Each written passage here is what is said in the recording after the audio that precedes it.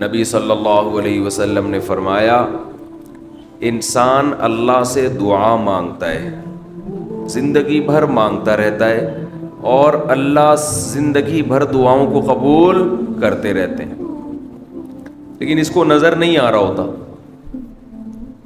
اس کو نظر کہ اللہ اپنے طریقے سے دعا قبول کرتا ہے۔ اگر اللہ ایسے دعا قبول کرے نا، آپ نے ادھر کہا اے اللہ میری تنخواہ ڈبل کر دے، آفس گئے باس نے کہا کہ جناب نئے وزیر اعظم نے جو اعلان کیا ہے اس کی منظوری ہو گئی، ٹھا ٹھا کر کے ایسے دعائیں قبول ہونا شروع ہو جائیں تو غیب پر ایمان ختم، پھر تو دعا کی ترغیب دینے کی ضرورت ہی نہیں رہے گی، سب لوگ مصلی لے کے مسجد میں آ جائیں گے، سارا دن دعائیں مانگتے رہیں گے کہ اللہ سے جو مانگو ملتا ہے، خربوزہ مانگو خربوزہ ملتا ہے، تربوز مانگو تربوز ملتا ہے، افطاری میں پکوڑے مانگو پکوڑے ملتے ہیں، سموسے مانگو، بھوک لگ رہی ہے کیا کریں، سموسے ملتے ہیں، جو مانگو وہ ملتا ہے۔ دعائیں تو لازمی قبول ہوتی ہیں، لیکن انداز وہ ہوتا ہے جو اللہ کرتے ہیں، اللہ کہتے ہیں میں اپنے طریقے سے کروں گا۔ اب اس کی بڑی لمبی چوڑی تفصیل ہے کہ کیسے قبول ہوتی ہے۔ بعض دفعہ جو چیز مانگ رہے ہیں اللہ وہی دے دیتا ہے آپ کو، بعض دفعہ اس کا متبادل دے دیتا ہے، آلٹرنیٹ دے دیتا ہے، بعض دفعہ نہ آلٹرنیٹ دیتا ہے نہ وہ چیز دیتا ہے، کوئی مصیبت آنے والی ہوتی ہے، اس دعا کی برکت سے اس مصیبت کو ٹال دیتا ہے۔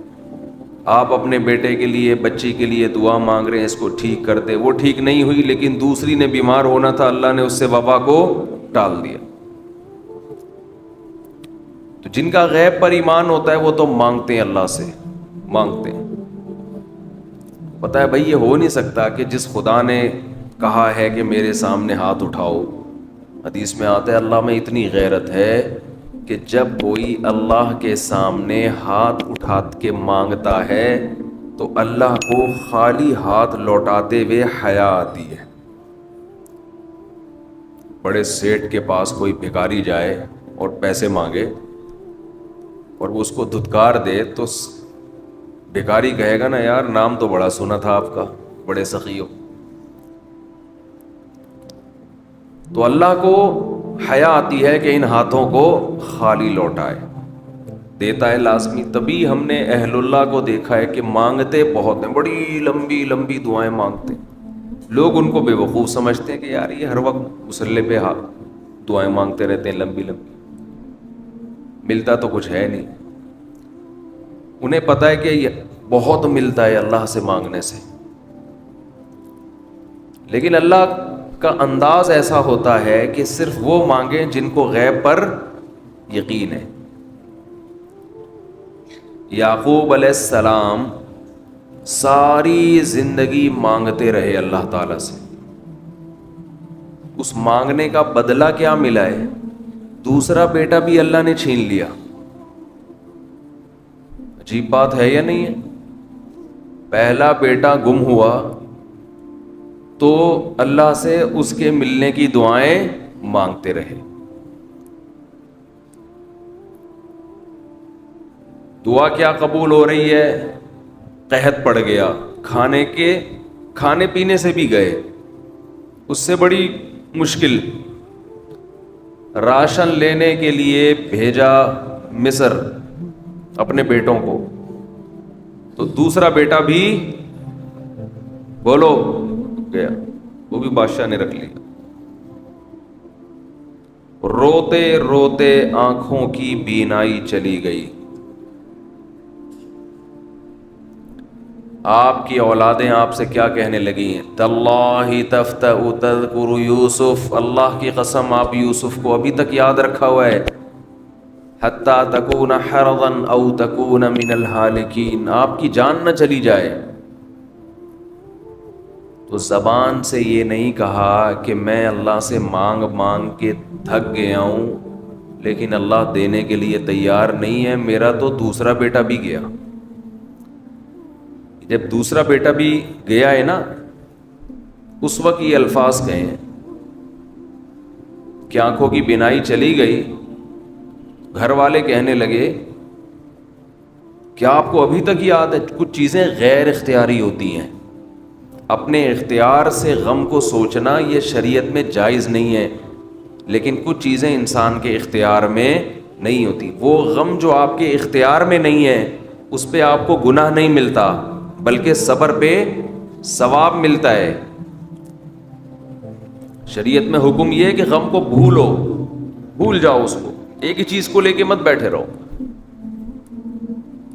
لیکن حضرت یعقوب علیہ السلام کو اپنے بیٹے سے اتنی محبت ظاہر ہے اس بیٹے میں بہت ساری خصوصیات تھیں.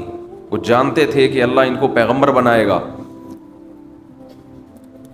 کہ اتنے عرصے کے بعد بھی آپ کے دل سے غم نہیں نکلا، لیکن اس غم کو لے کر زندگی گزار دی. کسی کے سامنے اللہ کی شکایت نہیں کی کہ میرے ساتھ کیا ہو رہا ہے. اور دعا قبول کیسے ہو رہی ہے کہ دوسرا بیٹا بھی گیا. بیٹوں نے آ کے بتایا کہ آپ کے بیٹے نے چوری کی تھی جس کی وجہ سے بادشاہ نے اس کو رکھ لیا. قال بل سولت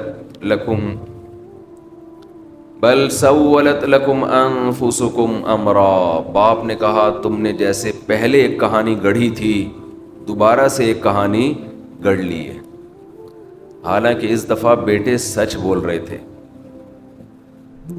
چوری تو نہیں کی تھی لیکن الزام لگا تھا چوری کا.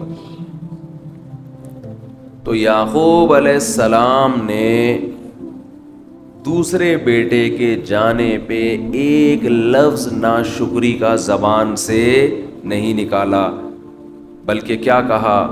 انما اشکو بثی وحزنی الی اللہ وَأَعْلَمُ مِنَ اللَّهِ مَا لَا تَعْلَمُونَ.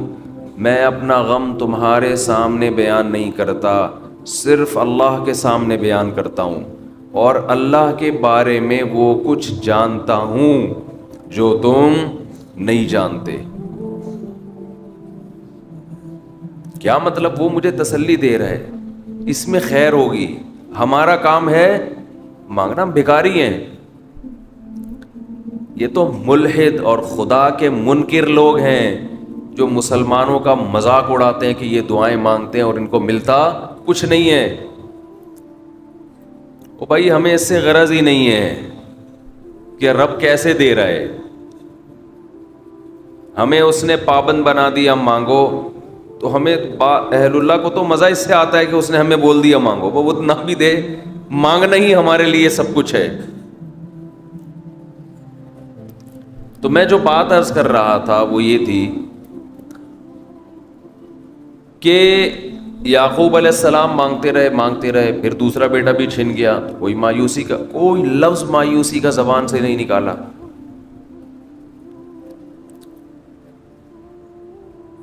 تو حدیث میں آتا ہے کہ ایک بندہ مسلسل دعا مانگتا ہے اور اللہ قبول کرتا ہی رہتا ہے، یہاں تک کہ یہ بندہ ایک دن زبان سے ایک لفظ نکالتا ہے، کیونکہ اس کو قبول ہوتے ہوئے نظر نہیں آ رہی ہوتی نا دعا. یہ زبان سے کیا لفظ نکالتا ہے کہ میں دعا مانگتا ہوں مگر اللہ قبول بولو نہیں کرتا. جیسے معاذ اللہ نقل کفر کہ یعقوب علیہ السلام اگر کہہ دیتے کہ اللہ کئی سال سے دعا مانگ رہا تھا بیٹا مل جائے مگر تو نے تو دوسرا بھی چھین لیا، لہذا ثابت یہ ہوا کہ میں مانگتا تو ہوں لیکن اوپر والا قبول بولو نہیں کرتا. اگر یہ لفظ زبان سے نکالتے جیسے کہ آج کل لوگ نکالتے ہیں زبان سے،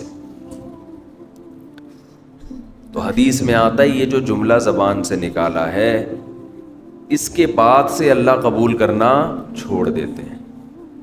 اس سے پہلے ہو رہی تھی، آپ نے یہ لفظ کہہ دیا اس کو ہلکا سمجھ کے، اللہ کے ترازو میں یہ کلمہ، یہ چھوٹا سا جملہ بہت بھاری ہے اللہ کی غضب کو دعوت دینے کے لیے. اللہ کہتے ہیں مجھے تانا دے دیا کہ میں قبول نہیں کرتا.